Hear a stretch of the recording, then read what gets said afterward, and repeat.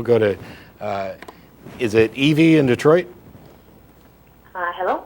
Hi, is this Evie? Yes, it is. Hi. You're on the air. Thanks for calling. Thanks for taking my call. I just wanted to share a story. I'm an individual with, I'm autistic, and I was raised Christian, which is not a very good combination, let me assure you. People who say they take the Bible literally, no, they don't. It's not possible. Yeah. But I couldn't believe it by science. I couldn't believe it by, reading the book. So I wanted to relate to an experience. And I, not knowing better, wanted one. And I got my wish when I was about 14. I ended up being in the West Nile. It had nearly killed me, and I had a near-death experience, the whole tunnel of life, floating out of your body, euphoric. And I'm in the hospital, very sick. One of my friends is weeping, and they're like, "You've seen Jesus?" And I'm like, "No, I stepped out on Stargate. It's called the Stargate Command Team." And he just looked at me kind of weird and said, "Well, what?" Like, "No Jesus." I'm like, "No Jesus at all." I'm like, spaceships and for some reason the Borg. Oh, you had a near-death experience with the Borg. That's cool. Yeah, and That's my new favorite. It looked at, and I told him, I spent a whole week in Stargate Command, and I went on adventures with the team and Phil O'Neill. And they looked at me like, "So no Jesus?" I'm like, "No Jesus." Yeah, it's actually unfortunate.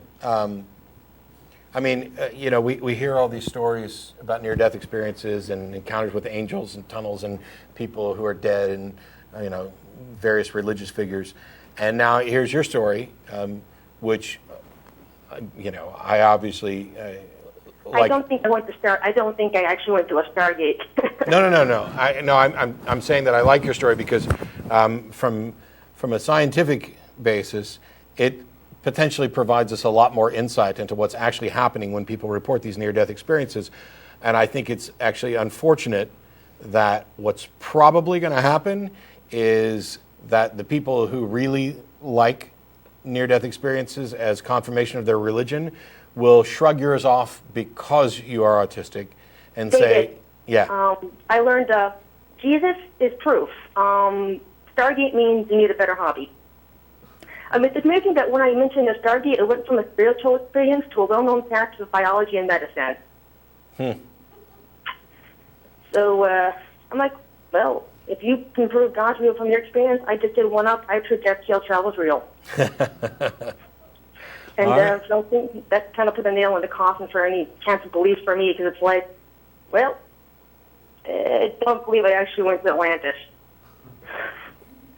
Yeah, if I that just was. wanted to call in and share that. Well, thanks so much for doing that. Yeah, thanks, Evie.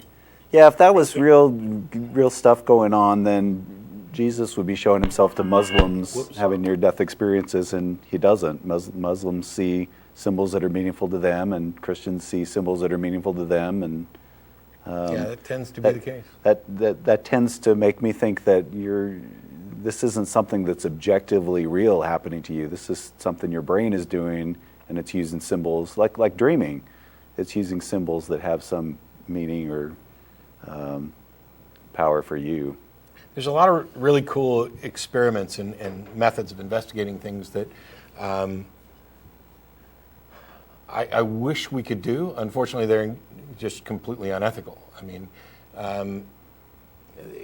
People have asked before, okay, if something's true, then if we wiped the memories and thoughts of everybody and isolated them off somewhere, then they would discover those things.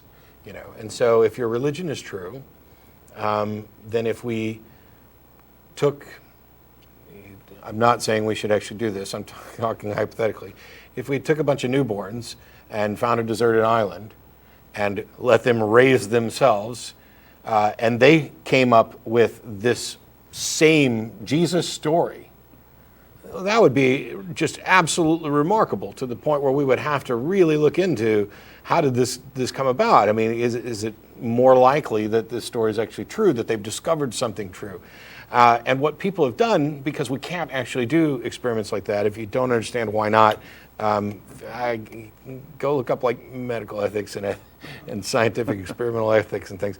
But what they do is they just assume that that's the case. And so they look around at the world religions and say, oh, everybody kind of came up with something kind of similar, so they're all touching on some underlying truth. And so they all got it a little bit wrong, but there's some underlying truth. And really they're describing the things that unify us as human beings. Our discomfort with not knowing, our search for explanations. And just the human propensity to try to explain stuff that you don't have an answer for.